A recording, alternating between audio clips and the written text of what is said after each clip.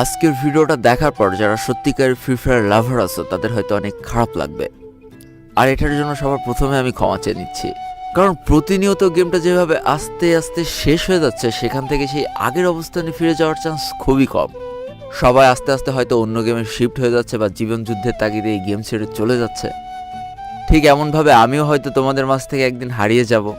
তবে as a gamer হিসেবে বৃদ্ধ বয়সেও যদি কেউ আমার কাছে জিজ্ঞেস করে তোমার জীবনের সব থেকে পছন্দের গেম কোনটা ছিল, আমার বলতে টাইম লাগবে না যে গেমটা ফ্রি ফায়ার ছিল। 2023 সালে বসে তুমি যদি ফ্রি ফায়ার গেমটার ভালো মন্দ বিচার করতে বসো, তাহলে আমি বলবো তুমি ফিরে যাও অনেক বছর পিছনে, চলে যাও সেই 2019 সাল 20 সাল। তাহলে বুঝতে পারবা পুরনো প্লেয়াররা কেন বারবার বলতো ফ্রি ফায়ার তাদের ইমোশন ছিল। সেই 2019 সাল 20 সাল 21 সাল, এরপর থেকে আপডেট আসতে আসতে আজকে 2023 সাল। একের পর এক আপডেট পরিবর্তন তো প্রচুর এসেছে, আর এই পরিবর্তনের বেড়াজালের ফাঁকে কখন যে আমাদের ইমোশনটা আটকে পড়েছে আমরা বুঝতেই পারিনি।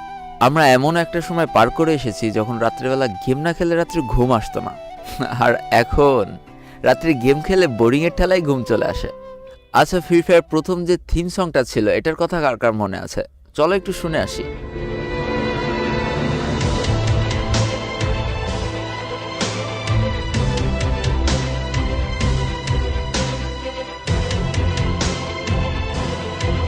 বিশ্বাস করো, এই বাজনাটা শুনলে এখনো গাল লোম দাঁড়িয়ে যায়। ইস, কি সুন্দর দিনগুলো পার করে আসছি যখন সবাই মিলে লবিতে থেকে এই সাউন্ডটা বেজে উঠতো না। ও, ফাইট করার কি একটা এনার্জি পাইতাম রে ভাই।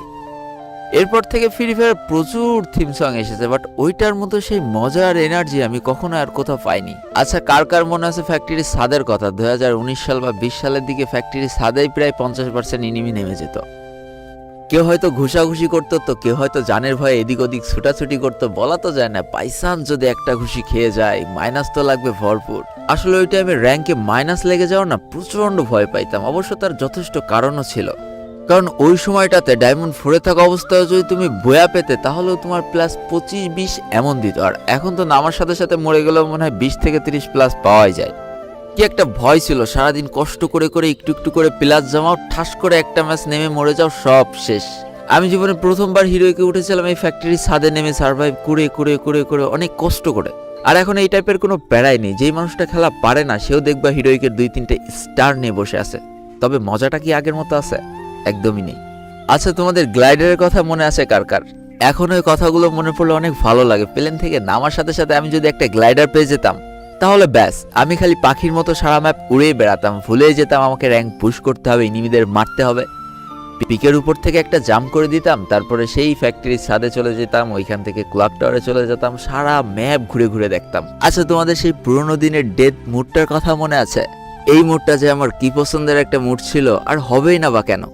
ওই টাইমে তো আমি খুব একটা খেলা পারতাম না, আমার কেউ গ্রুপেও নিত না, হয়তো গ্রুপ থেকে বের করে দিত। তখন শরীরের যত রাগ আছে সব এই ভূতগুলোর উপরে ঝাড়তাম রে ভাই, এই মুডটার মধ্যে যে। এখন বুঝতে পারি এই ভূতগুলো পিটানোর মধ্যে কতখানি ইমোশন জড়িয়েছিল। আর ভাই, প্রথম প্রথম রাত্রেবেলা ফ্রি ফায়ার খেলতে খুব ভয় লাগতো। কোনটার জন্য জানো? এই ড্রাগনটার জন্য। ও বাবা, রাত্রেবেলা যখন একা একা গেম খেলতাম, এই যে ড্রাগনটা যখন আসতো কেমন জানি একটা সাউন্ড করে উঠতো, খুব ভয় লাগতো। আর এখন গেম খেলতে গেলে এইভাবে কোনো ড্রাগনও আসে না, কোনো ভয়ও লাগে না। তবে আগের মতো মজাও আর হয় না। একটা সময় ছিল আমরা যখন স্কোয়াড নিয়ে গেম প্লে করতে নামতাম, তখন ইনিমি দেখলে রাশ করা তো দূরে থাক, একজন টিমমেট আরেকজন টিমমেটের 10 মিটার দূরে যেত ভয় পেত। কেন জানো? কারণ ওই টাইমে মানুষের মনে একটা ভয় কাজ করতো, একটা বার যদি মরে যায় 20টা মিনিট বসে খেলা দেখা লাগবে। আর ওই টাইমটাতে নিজের বাকি 3জন টিমমেট যদি মারা যেত, নিজের প্রচন্ড পরিমাণ অসহায় লাগতো। মনে হতো কোন বাগানে যে পলায় একটু বেঁচে থাকতে পারবো। আর এখন আমাদের স্কোয়াডে একসাথে না থাকলেও চলে, যে যার মতো রাশ করে বেড়ায়, একের পর এক ইনিমি কিল করি, মরে গেলে তো আবার রিভাইভ পেয়ে যায়। কিন্তু মজাটা কি আগের মতো হয়? একদমই হয় না। এখন সাধারণ মানুষের গ্রুপে যখন একটা ভিভাজের প্লেয়ার যায়, সে যতখানি সম্মান পায় তার থেকে কয়েক গুণ বেশি সম্মান পেত সেই পুরনো আমলের প্লেয়ার যার কাছে স্কাল মার্ক ছিল। ভাই বিশ্বাস করে, এই স্কাল মার্কসটার যে কি পরিমাণ ভয় পাইতাম আমি না ভাই, পুরনো আমলের প্রত্যেকটা প্লেয়ার এই স্কাল মার্কসের ভয় পেত। এখন প্রতিনিয়ত আমরা নতুন নতুন ক্যারেক্টার দেখতে পাই, নতুন নতুন অ্যাবিলিটি দেখতে পাই, কিন্তু সেই ডিজে অলোকের মতো ক্যারেক্টার এনে দিতে পারবে তো? প্রত্যেকটা ইউটিউবারের কমেন্ট বক্সে লেখা হতো মুঝে ডিজে অলক দে দাও, মুঝে ডিজে অলক দে দাও, আমাকে ডিজে অলক দাও। এসব কথা মনে পড়লে অনেক ভালো লাগে, কারণ তখন আমি নিজেও অনেক ইউটিউবারের কমেন্ট বক্সে যে লিখেছি যে আমার ডিজে অলক দে দাও, ডিজে অলক দে দাও, মানে মনে করতাম ডিজে অলক পাইলে হয়তো সব থেকে ভালো খেলা পারা যায়। আর ভাই, এখন তো গেমের মধ্যে গান স্কিনের কোনো অভাবই নেই। হাজার হাজার গান স্কিন, তার সাথে হাজার হাজার অ্যাবিলিটি। কিন্তু এই নতুন গান স্কিনগুলো কি পারবে সেই পুরনো দিনের গান স্কিনের সাথে পেরে উঠতে? একটা সময় ছিল যখন দূর থেকে দেখতাম ইনিমির কাছে ড্রাগন এঁকে আছে, ভাই পাছার কাপড় মাথায় তুলে কোন বাগানে দৌড়াতাম নিজেও জানি না। সেই সময়ের মানুষগুলো ড্রাগন এঁকে, কুকপিড স্কার, মেকানিক্যাল MP40 জন্য যতটা পাগল ছিল, এখনকার মানুষ ইভো গানের জন্য অতটা পাগল না। ভাই তোমাদের কার কার মনে আছে ইন্ডিয়ান সার্ভারে সেই অ্যাড দেখে ডায়মন্ড পাওয়ার কথা? একটা 30 সেকেন্ডের অ্যাড দেখার পর যে ডায়মন্ডটা পাইতাম, এখন 1000 ডায়মন্ড টপ আপ করলেও সেই মজাটা পাওয়া যায় না। এমনভাবে সবকিছু ঠিকঠাক চলছিল, সবকিছু খুব মজার মধ্যেই আগোচ্ছিল। একটা সময় 2020 সালে যে ফ্রি ফায়ার গেমটার হাইপ সব থেকে বেশি ছিল। একের পর এক প্রত্যেকটা গেমকে একটু একটু করে পিছনে ফেলে সবার সেরাদের সেরা হয়ে উঠেছিল ফ্রি ফায়ার গেমটা।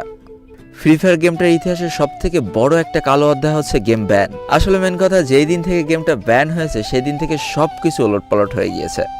ফ্রি ফায়ার গেমটা যে একটা বড় ধাক্কা খেলো, ওই ধাক্কাটা আসলে কেউ সামলে উঠতে পারেনি। একটা সময় যারা ফ্রি ফায়ার লিজেন্ড ছিল, পুরনো প্লেয়ার ছিল, যারা ইউটিউবার ছিল, স্পোর্ট ছিল, অনেকে গেম খেলা ছেড়ে দেয়। আর এরই সাথে সাথে অনেক মানুষ তাদের পুরনো বন্ধুদের হারিয়ে ফেলে, যাদের সাথে সে প্রতিনিয়ত গেম খেলতো, প্রতিনিয়ত কষ্টগুলো শেয়ার করত। সারাদিনের দুঃখ কষ্ট সব এক চান্সে নিমিষে উড়ে যেত যখন 4জন টিমমেট মিলে একই স্কোয়াডে থেকে গেম